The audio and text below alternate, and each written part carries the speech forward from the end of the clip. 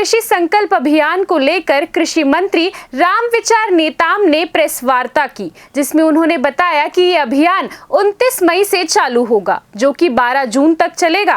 PM Modi के lab to land के मंत्र को साकार करने में ये बड़ा कदम होगा। साथ ही एक देश, एक कृषि, एक टीम की अवधारणा को भी मजबूती प्रदान करेगा।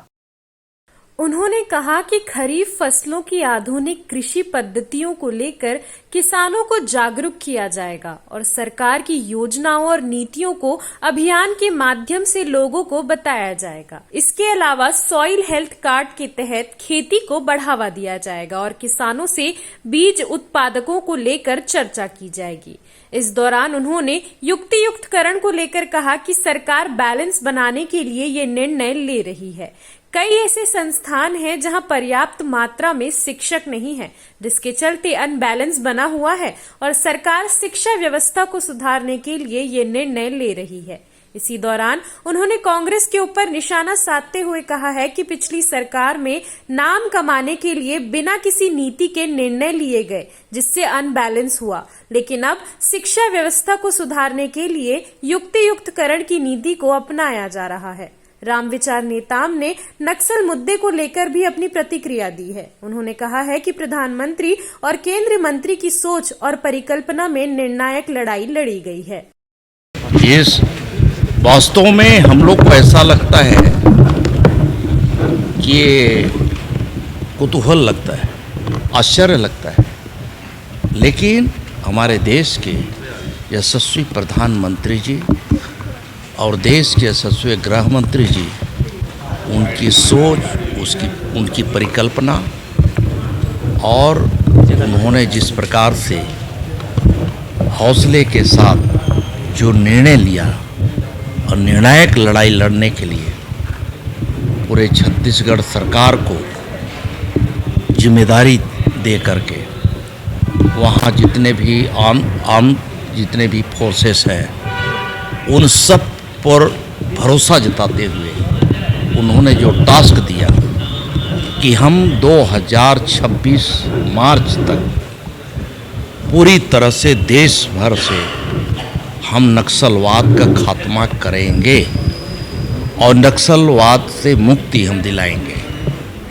और मैं समझता हूँ कि इस दिशा में लगातार बढ़ते हुए आज नक्सल जो क्षेत्र था बस्तर, उस नक्सल क्षेत्र को पूरी तरह से नक्सल मुक्त कर दिया गया है। मैं समझता हूँ कि थोड़ा बहुत कहीं छीट फूट बचे होंगे तो अगले मार्च तक ये पूरी तरह से सफाया हो जाएगा और नक्सल मुक्त वाला प्रदेश जाना जाएगा पूरे देश में।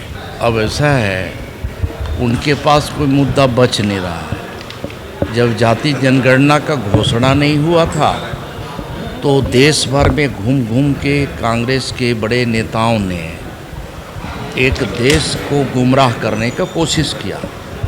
कभी संविधान की दुहाई दे करके, कहीं आरक्षण के मुद्दे को लेकर के और जनगणना को लेकर के। अब जातिगत जनगणना हमारे देश के यशस्वी प्रधानमंत्री जी ने जब पार्लियामेंट में घोषणा कर दिया तो इसमें मैं समझता हूँ कि कांग्रेस हो या बाकी दल जो भारतीय जनता पार्टी सरकार के विरुद्ध गाहे बगाहे कुछ न कुछ अनर्गल प्रलाप करते रहते हैं, उनका एक तरह से मुद्दा पूरी तरह से छीन गया। अब लगे हैं कि उसका रूपरेखा नहीं आया, कब करेंगे, कैसे करेंगे। अरे भाई इंतज़ार तो करो, वो भी हम करने वाले हैं। हमारे देश के यशस्वी प्रधानमंत्री जी जो बोलते हैं उसे करके भी दिखाते हैं।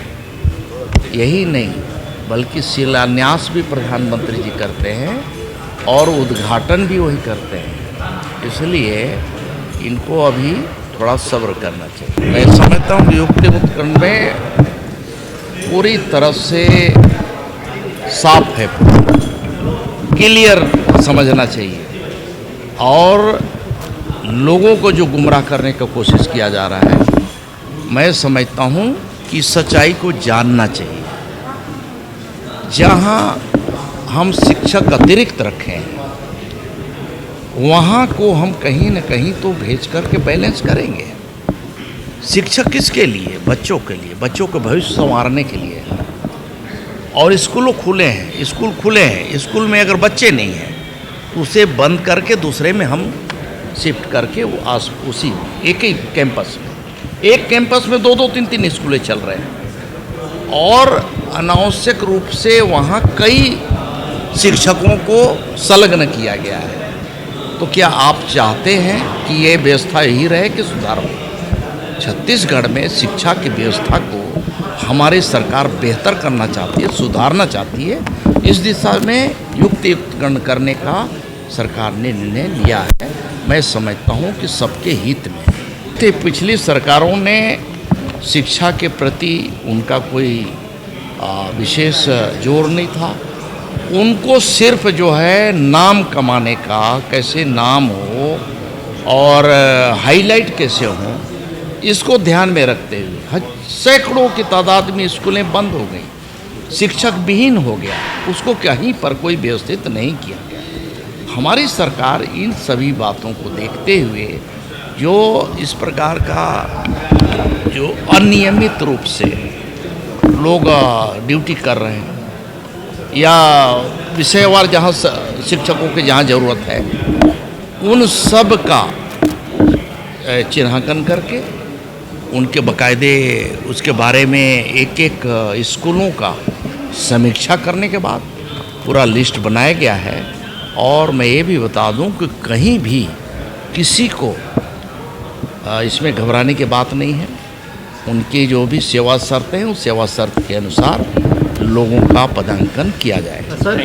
देखिए, अब उनके न्याय यात्रा है कि क्या है, वो कांग्रेस बचाओ यात्रा है। इसी प्रकार से कांग्रेस को बचाया जाए, इसके लिए वो न्याय यात्रा निकाल रहे हैं। CCN शार्क न्यूज के लिए ब्यूरो रिपोर्ट।